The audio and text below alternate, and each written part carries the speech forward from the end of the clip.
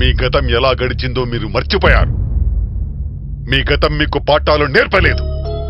అందుకే మీ పిల్లల ఆశయాల్ని అర్థం చేసుకోకుండా వాళ్ళ నిర్ణయాల్ని తప్పుపడుతున్నారు. అది కాదు నాన్న, బాధ్యత గల ఉద్యోగంలో ఉంటూ ఓ ఎమ్మెల్యేని వాడి అధికారి ముందే కొట్టడం ఏంటి? కష్టపడి చదువుకుని సంపాదించిన ఉద్యోగాన్ని కాల్తంతానంటే మందలించటం నేను చేసిన తప్పు.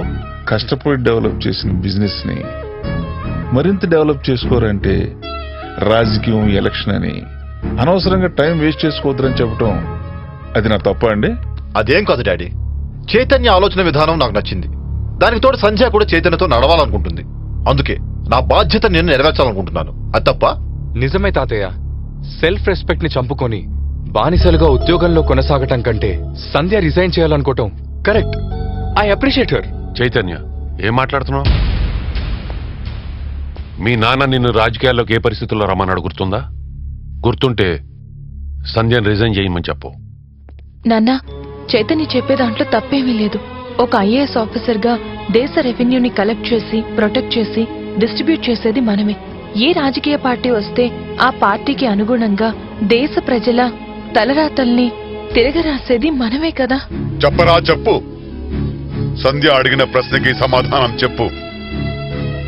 గత 30 సంవత్సరాలుగా ప్రజలందరికీ ఉచితంగా విద్యనందించే ప్రభుత్వ స్కూల్స్, కాలేజీలు, విశ్వవిద్యాలయాలు ఎన్నొచ్చాయో చెప్పగలరా? అలాగే పేద ప్రజలందరికీ ఉచిత వైద్యాన్ని అందించే అన్ని వసతులతో కూడిన ప్రభుత్వ ఆసుపత్రులను ఎన్ని కట్టించారు? ప్రభుత్వ రవాణా సంస్థలు ప్రైవేటు రవాణా సంస్థల ముందు ఎంత చిన్నబోయేలా చేశారు?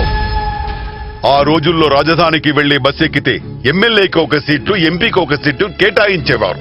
కానీ ఇప్పుడు ఎంపీ, ఎమ్మెల్యే కాదు కదా, ఒక పంచాయతీ మెంబర్ కూడా సొంత కారులో ప్రైవేట్ ఎస్కార్ట్లతో రాజధానికి వెళ్తున్నారంటే దానికి కారణం మీరే కదా. అంతెందుకు అంకుల్, ప్రైవేట్ కొరియర్ సర్వీసుల దెబ్బకి గవర్నమెంట్ పోస్ట్ ఆఫీసులు మూతపడ్డాయంటే దానికి కారణం మీరు కాదా? అదేంటని అడిగితే మీరు సూటిగా చెప్తారు, ప్రభుత్వ సంస్థలు ప్రైవేట్ సంస్థల కన్నా ఎఫిషియెంట్ గా పనిచేయట్లేదని. దానికి ఇదే నా సూటి ప్రశ్న. ఇండియన్ సివిల్ సర్వీసెస్ పాస్ అయ్యి ఐఏఎస్ గా పనిచేసే మీరే ఈ ప్రభుత్వ సంస్థలను ఎఫిషియెంట్ గా నడుపుంటే గత 30 సంవత్సరాలుగా ఎన్ని లక్షల మందికి మీరు ప్రభుత్వ ఉద్యోగాలు కల్పించేవారు?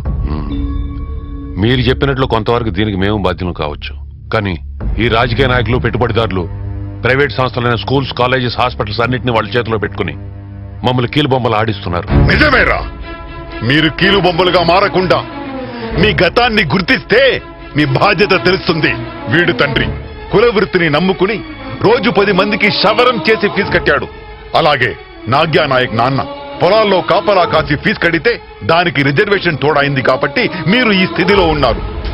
మన కులపోలంతా మీ ఎదుగుదలను చూసి ఆ అవకాశం మనకి రాకపోతుందా అని ఎదురు చూస్తున్నారు. ఒకానొకప్పుడు మీరు పుట్టక ముందు ఎర్రటి ఎండలో కూర్చుని దారిన పోయే వాళ్ల కాళ్ల వైపు చూసేవాడిని. ఎవరి కాళ్లకు తెగని చెప్పులు కనిపిస్తాయా అని. ఏళ్లు గడిచిపోయాయి, నా చూపులు అక్కడే ఆగిపోయాయి.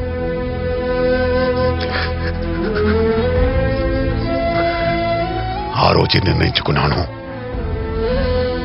నా పిల్లలు నాలా కిందకి చూడకుండా పైకి చూడాలనుకున్నాను. మిమ్మల్ని పైకి తెచ్చాను. కానీ మీరు కిందకి చూడడం మర్చిపోయారు.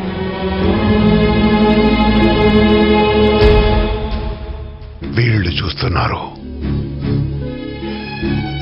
నాలాగే ఎర్రటి ఎండలు కూర్చొని నేలను చూస్తున్న కొన్ని కోట్ల మంది వైపు బాధ్యత గల పౌరులుగా చూస్తున్నారు.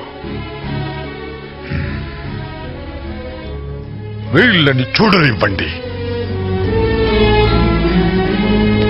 కాకపోతే అందులో 15 సీట్లు మాత్రం మైనారిటీ బీసీలైన ధనబలం, జనబలం లేని కులాలకు ప్రాతినిధ్యం వహించేలా చేద్దాం. అంటే ఉంది, ఈ రోజుల్లో ధనబలం, జనబలం లేని కొన్ని కులాలు రాజకీయాలకు శాశ్వతంగా దూరమయ్యాయి.